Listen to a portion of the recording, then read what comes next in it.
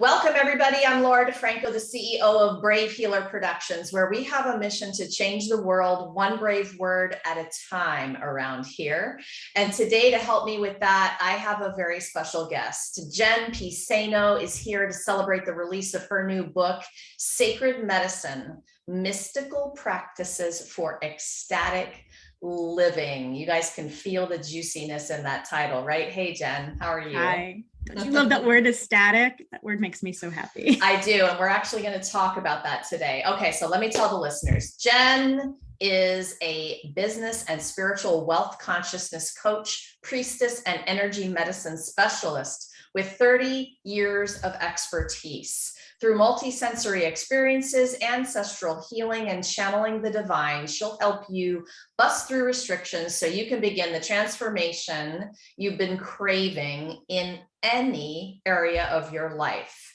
I hope you guys feel the power in that bio, okay? This book is freaking amazing, and we're going to talk about it today. But Jen, first I want people to understand your story. Like, how did you get to doing what you're doing today? Oh my gosh, life made me fall into what I'm doing. I didn't expect to do any of this or serve in this way. I came from a corporate background, petroleum, like I was working in the petroleum industry, and then fell in love with my dance teacher. And oh boy, was that a whirlwind. Very cliche, very incredible, but a lot of hard knocks along the way. So I ended up quitting my job. I was on the road all the time in corporate, and we decided to get married, and it just wouldn't have worked. So I left corporate, entered the dance and entertainment industry, which I knew nothing about. And against all odds, out of pure stubbornness, I taught myself how to dance and teach with the help of my husband. And we partnered up and we built his business. And the story went on and on, pitfalls, double loops, and some really hard knocks. And the real truth of getting me into the art of healing came from us trying to get pregnant, which I thought you just say, I'm ready, and boom, baby comes. It doesn't work that way. You know, your whole life you try not to get pregnant, and then when you try to, you get a surprise sometimes. So it took me 10 years to get pregnant with my miracle baby, and he's about to turn 9 next week. But that experience led me to a lot of heartache, a lot of grief, really not liking my body, feeling like my body didn't do what the thing it was supposed to do. And it led me to some of the most magical, powerful healers out of many different countries, many different belief systems. And they put their hands on me and set me on my path. And at that time, I still was just trying to get knocked up. Did not know this was a spiritual journey whatsoever. I mean, I was the crazy girl standing on her head, trying to get things where they're supposed to go. My poor husband, really, I was losing it. I was losing it. But we tried all these different avenues, and his mother took me to some incredible Mexican healers in Mexico. His grandmother took me to some incredible people. I learned and experienced things that I didn't even know existed. I grew up in a small town in Snellville, Georgia. First experiences with sweat lodges, shamans, healers, priestesses all around the world. And it just opened me up in a new way that I didn't expect. And so then the beginning of my journey was working with people that wanted to get pregnant or that were experiencing losses or had gone through sexual trauma. And that's just that your purpose keeps growing and stretching. And that's the part that I think so many of us don't understand. We think, what is our purpose? But it's ever evolving. And that was something that has been a huge part of my journey. It's just taking me from one thing to the next thing, to the next thing, to the next thing. And it keeps pushing at the edges to go bigger. Hey, wait, pause. So like you, because of this personal problem, you began to experience sacred medicine. It became my medicine. Yes, from these different healers. And you were saying, you know, they laid their hands on you and you started to have some experiences. So please, can we back up to that for a minute? Yeah. Was there a point where you had a session and you were like, oh my gosh, I want to do this? It was no, it wasn't, I want to do this. It was like, I want to understand this. I need to understand this. So I'm a recovering control freak. So my diagnosis when I couldn't get pregnant was unexplainable non-pregnancy. Oh, That gosh. drove me fucking crazy. Like, you don't Yes. tell somebody that needs answers that they just don't know. So basically everything, all my parts were good, all the tests were good. And here in the US, modern medicine failed me. So I think it was more that I needed to know what I didn't know. And then through that, I started attracting women into my life that needed the help. And I was already helping people. I was still dancing. I was dancing and teaching and performing. And in that life, in that nightlife, women just would open up to me. It's kind of like a bartender. They tell you everything, you know, all of their stuff. And I was coaching people long before I stepped into the role of helping people with their spiritual and business coaching. I was always doing it on the dance floor. And one thing led to another, I got to the point where I was ready to not try anymore. Even with all of these magical experiences, I was just done with the failure and the losses and investing in a lot of pregnancy tests. My husband actually talked me into doing one last try, and that was when I did get pregnant. And I moved to Mexico to do that and went to a specialist over there, lived with his family for a little while, walked every day the streets of Mexico, soaked up all of the magic. And I remember just crying in the pews of one of the churches. The churches are amazing because you can hear the bells from so far and they just draw you in. And the little ladies are like, hija, está bien. And they're like talking to me. It's okay. It's okay. And I just remember surrendering. I was like, hey, either I'm going to be the best damn dancer that I can be, that my body will tolerate, or I'm going to be the best damn mom. So it's in your hands. Here it is. And that was the trip that I got pregnant in. And it was divine intervention. It really was. And I was stubborn. I didn't want to give up. But at that moment, I finally just handed everything over. Oh my goodness. Okay. I want to take the listeners on this journey with you and have them understand how we now want to talk about this beautiful book that you're putting into the world with a collaboration of different kinds of authors, you included. You all are stepping up to share stories and tools of sacred medicine. And I know that there's a lot of your story that you haven't shared with me today, right? There's more to where you just paused, but talk to me for a minute about this. What is sacred medicine? Why are we putting sacred in front of that word? Yes.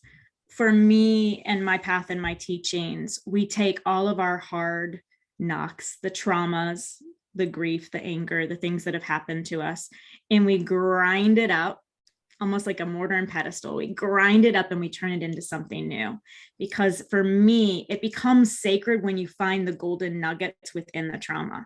You go through what you go through to become who you are called to be. And that is sacred. And it is a process. It's a journey. Some people think it has to be really hard and really in the shadows. And there can be some of that. But for me, that journey can be very beautiful, and it can be filled with so much love and light and sacredness that opens and expands people in new and beautiful ways. And it's this medicine that we share with others at that point. And the authors that are in this book, that's what they're doing. They've taken their life experiences, they have ground them up, they've turned them into teachings, and they're saying, here, let me make it easier for you. This is what I've learned. Almost like the elders in the indigenous tribes, they would pass the cup to you and be like, here, this is your medicine. And that's, as I gathered all of these authors, these specific authors together, they've shared their heartfelt, very vulnerable stories, very intimate pieces of their lives. And it is what made them into the powerful healers that they are. I mean, these people are badasses. I am so honored. I'm so honored. I might get emotional. That I am able to pull them in all in the same place. And when you gather them, the power is so incredible. The wisdom and experience of these particular authors together is just, my heart is so full. It's just so full. I so hear you, and I know if you're listening and if you've listened to other interviews, you'll hear us say this a lot. But what's been happening is we're bringing together, people who have raised their hand and said, I choose this healing journey, and I choose to be on the walk of the journey, to do the work so that I can then help other people and guide them to do those same kinds of journeys. This is not a path for the faint of heart. This is a path for warriors. And so we've gathered these warriors together in a way, and I'm getting goosebumps now too, like, oh my gosh, in a way that the energy has just expanded, I think, beyond I even thought it might. And with collaborative, heartfelt awareness, we're gifting our listeners and our readers with these little magical toolkits for ecstatic living, which is what I want to ask you about next. So here's how I want to phrase this question to you. So there was a point where I realized I checked off all the boxes I was supposed to do to live a great life. And I sat there and I'm like, why do I not feel happy yet? I've done it. I've checked them all. I have literally checked them all, everything I was taught. So what do you want to tell us about that and about the possibility for life feeling ecstatic? Oh, I have so much to say about that. It's my favorite thing in the world. It's my favorite thing in the world. I want it for everybody. I want everybody to be able to go through life and ditch the mundane tasks and make them magical, and to ditch the to-do list. I should. Those lists for me, I had that same list, Laura. For me, it was what other people thought I was supposed to do. And I was like, okay, I did this, I did that. I'm on track. I'm ahead of schedule, but it was all outside of my body, of this vessel. So it was the codependent part of me, which is what I wrote in your book for volume 4.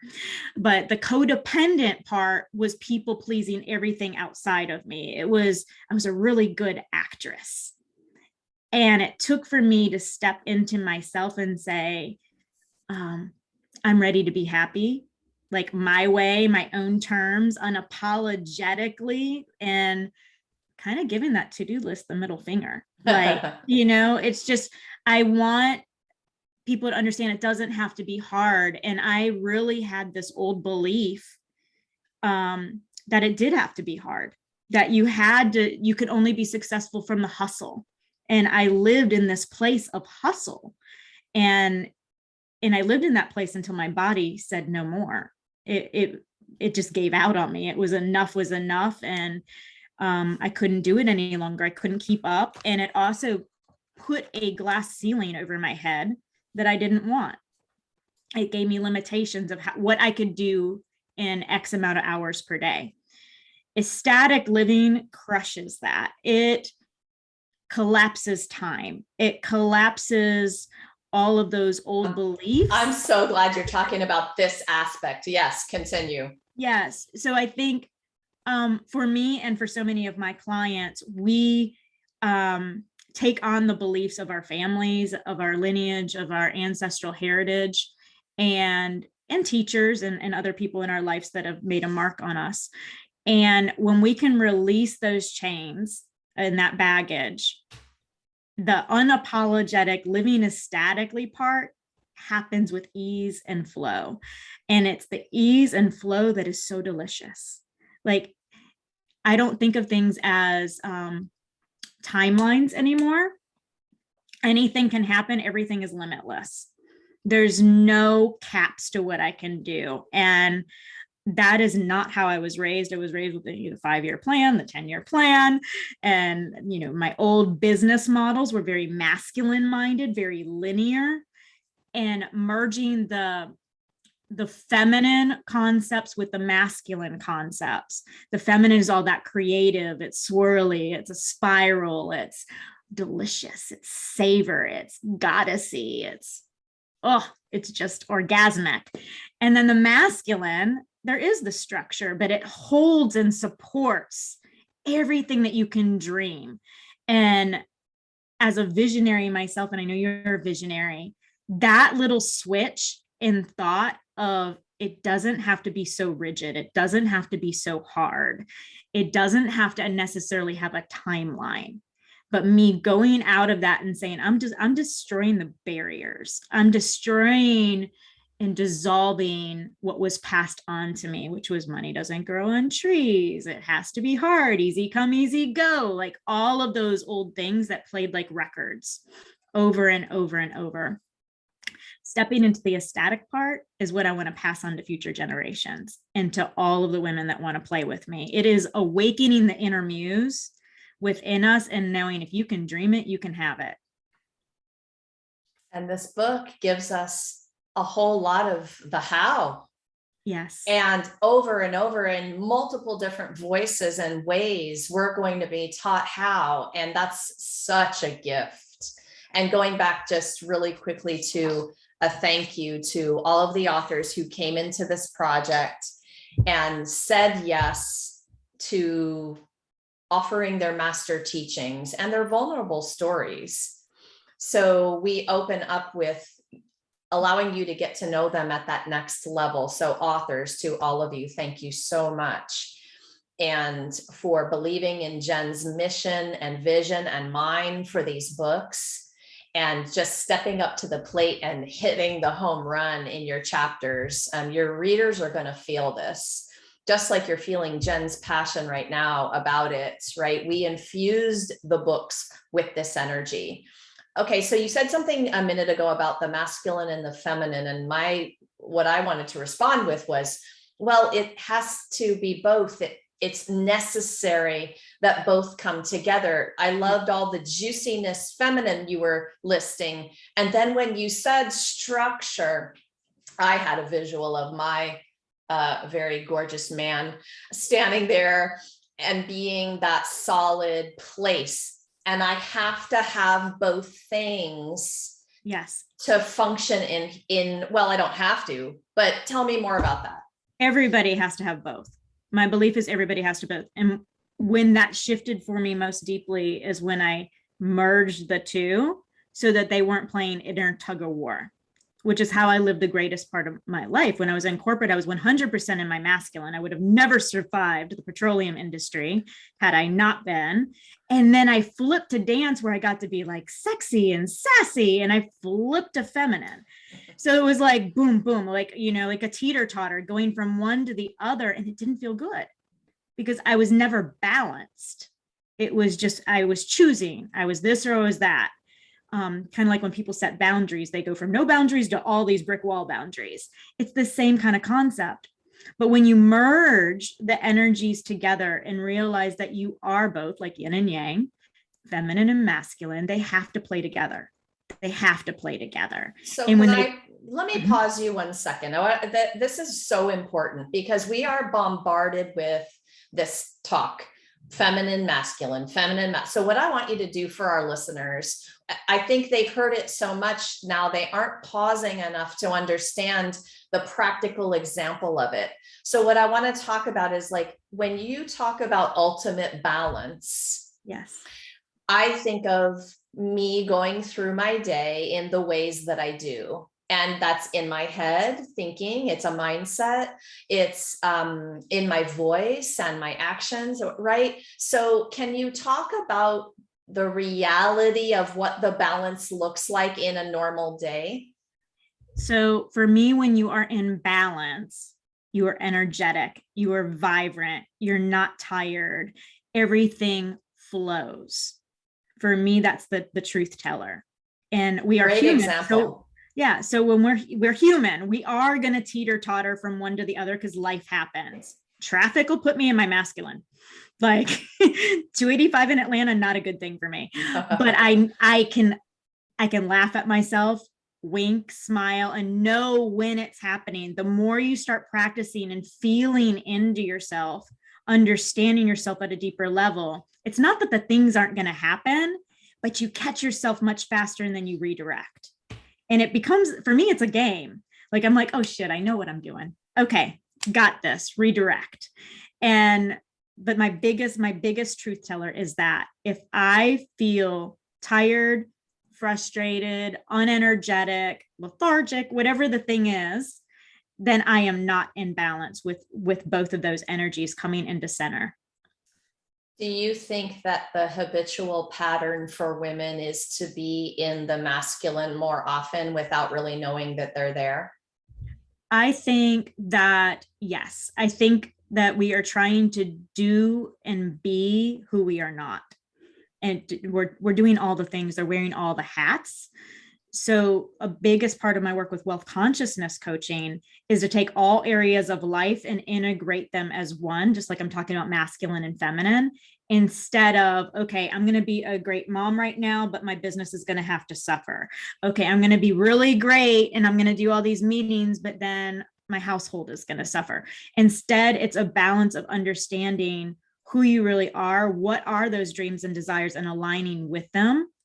And when you step into that purpose of really getting clear of what it is you really want, not what you think you should be doing, but really asking the hard question sometimes is, does this work for me? Is this what I want?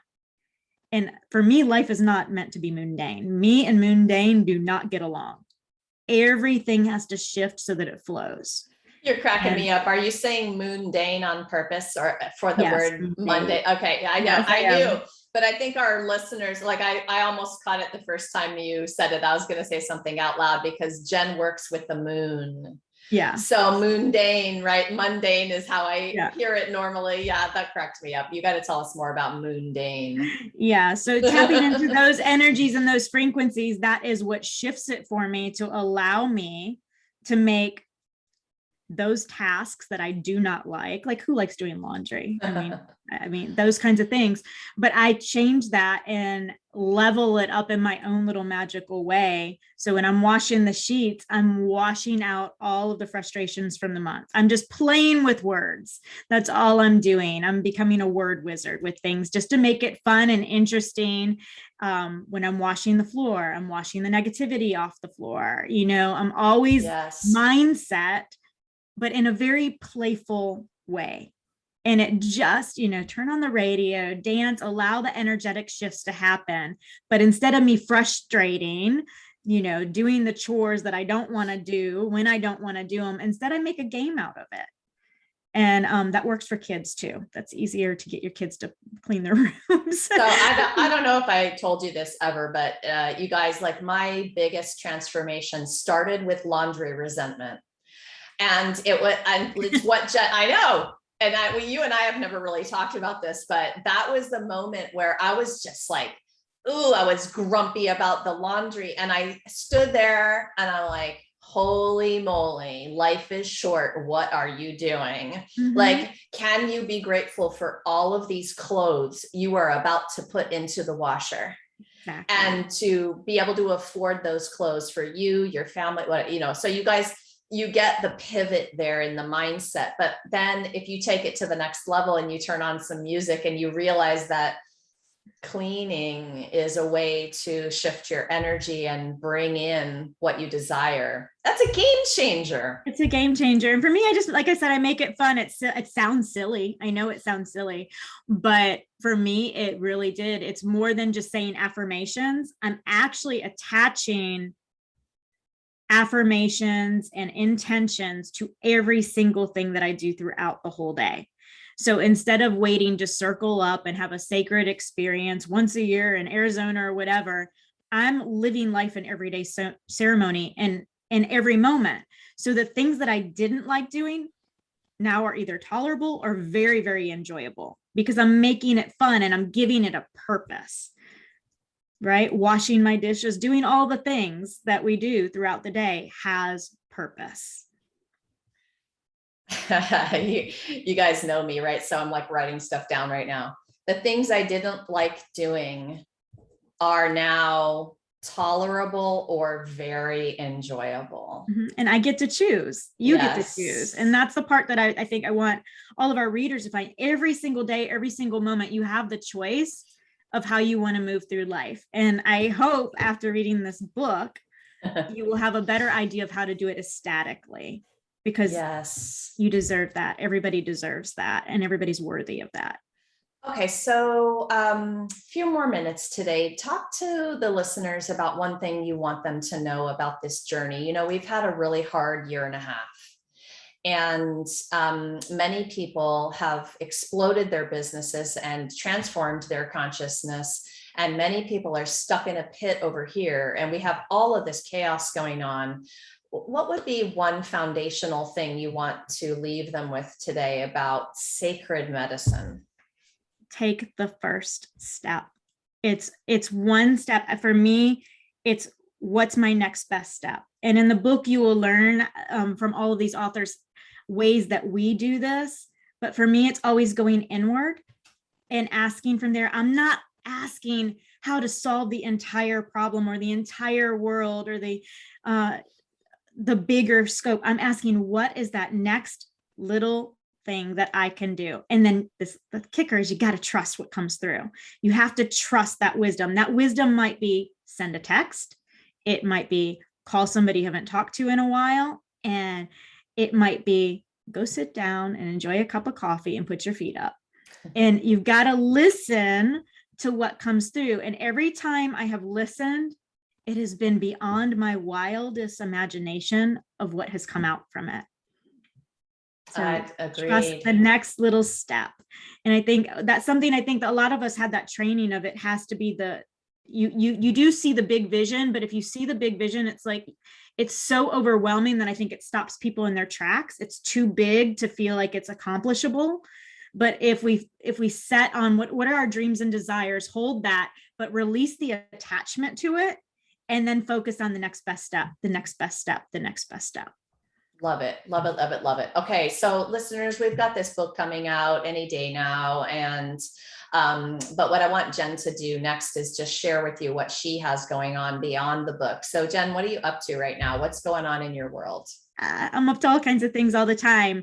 Wealth consciousness. I have a group coaching program that is monthly. You can pay as you go, month by month. And this is for women only. We gather online in virtual sacred space, and we build the energy to the point where it feels like its own vortex.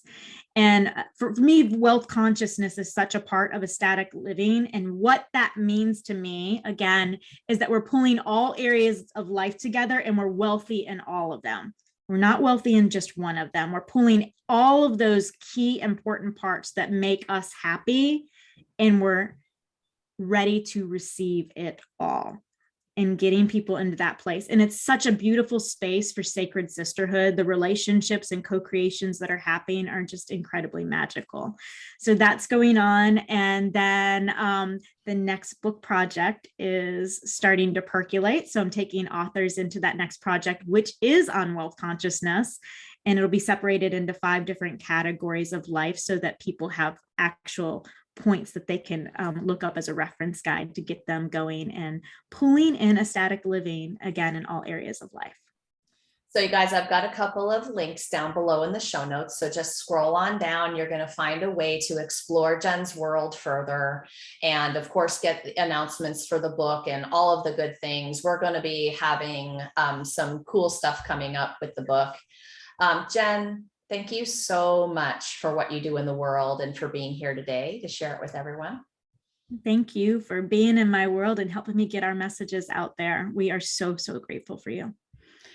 All right, you guys. So make sure to join us on September 8th at 10 a.m. Eastern for our live stream book launch party, Sacred Medicine, Mystical Practices for Ecstatic Living. We're going to have the book launch party on the Brave Healer Productions Facebook page, and we're going to have all our authors there to share their wisdom, inspiration. We'll do a wonderful giveaway for our book purchasers that day.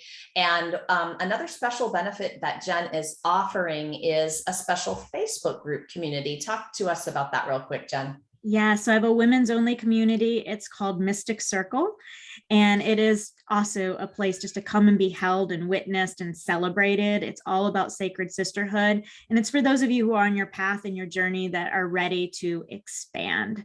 And we'd love to have you there. Hop over there, you guys. You're also going to be able to rub elbows with our authors. So you'll be able to ask questions, continue the juicy conversations, all of the good things.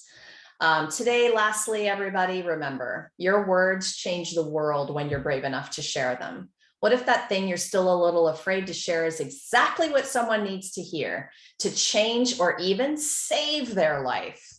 It's time to be brave, you guys. See you next time. Thank you, Jen. Bye.